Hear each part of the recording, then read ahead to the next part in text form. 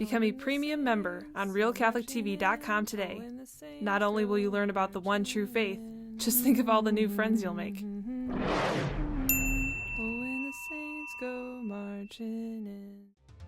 Catholic News Roundup is brought to you in part by PewSitter.com, your online Catholic newspaper for the third millennium, CatholicMediaCoalition.org, in line with the Church, online with the world.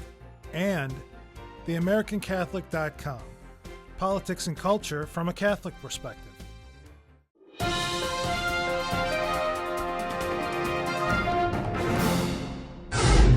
Hello and welcome to today's edition of Catholic News Roundup. I'm Matthew McAuliffe.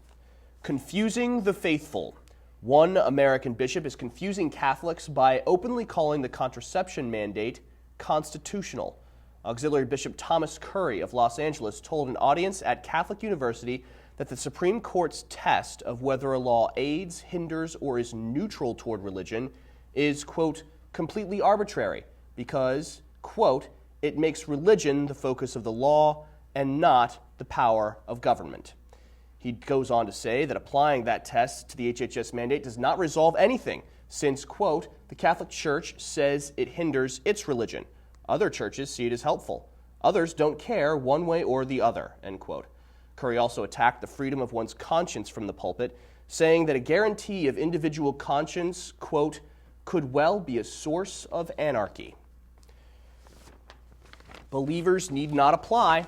Christian campus groups in San Diego must be open to censorship from atheist leaders, according to a court ruling that will support San Diego State University's edict against the freedom of religion. The Supreme Court refused to hear the case of Christian fraternity groups who filed a lawsuit over the college's policy that campus-sanctioned Christian groups cannot discriminate based on sexual orientation or religion. The Supreme Court's refusal to hear the case automatically upholds a previous appeals court ruling, which essentially says student groups may not employ belief-based criteria in selecting their leaders. Where are the women? It's the question liberals have been asking, and now conservative women are answering it, saying, not on your side, that's for sure. A petition started by two female law experts against the contraception mandate called Where Are the Women? Here we are. So far has over 20,000 signatures and a Facebook page with over 1,100 likes as it continues to grow. However, this response is very different from the recent media-hyped effort of a group called Liberal Ladies Who Lunch. They recently initiated what they call a, quote, sex strike, saying women withholding sex from their partners will, quote, help people understand that contraception is for women and men because men enjoy the benefit of women making their own choices about when and if they want to get pregnant, end quote.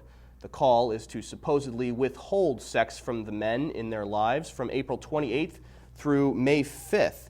But the Liberal Ladies' support doesn't even amount to 1,000 likes on their Facebook page. Very surprising considering the millions of women liberals claim are chomping at the bit to defend contraceptive use. It is interesting to note as well, a recent report from the Center of Disease Control points out the blatant inaccuracy of Obama's statement in February that, quote, nearly 99% of women have used contraception.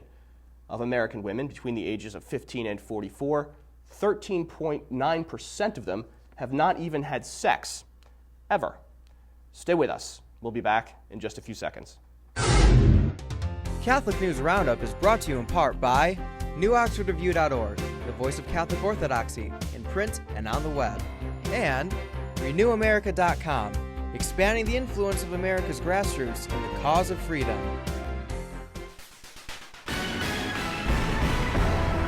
Here are the results after last night's Illinois primary. Mitt Romney has taken Illinois in a decisive victory that leaves Rick Santorum with a lot of ground to cover if he wants to take the lead in the GOP nomination race. Romney beat Santorum by claiming 47% of Illinois voters to the Pennsylvania senators' 35%. Mitt Romney now commands 560 delegates to Santorum's 246.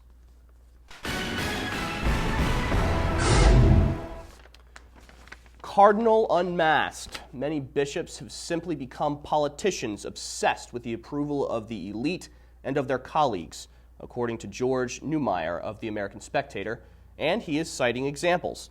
Neumeyer's latest article specifically talks about a recent incident between Cardinal Donald Wuerl of the Archdiocese of Washington and one of his priests, Father Marcel Guarnizo, who recently denied Holy Communion to a self-proclaimed Buddhist lesbian.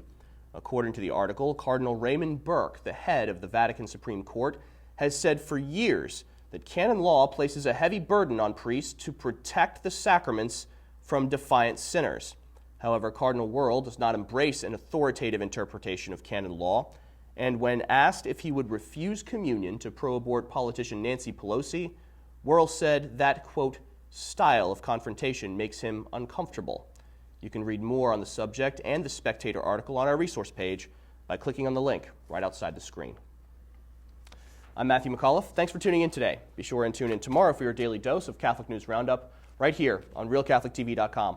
Also be sure to check out The Vortex, where Michael talks more about battling sexual sin.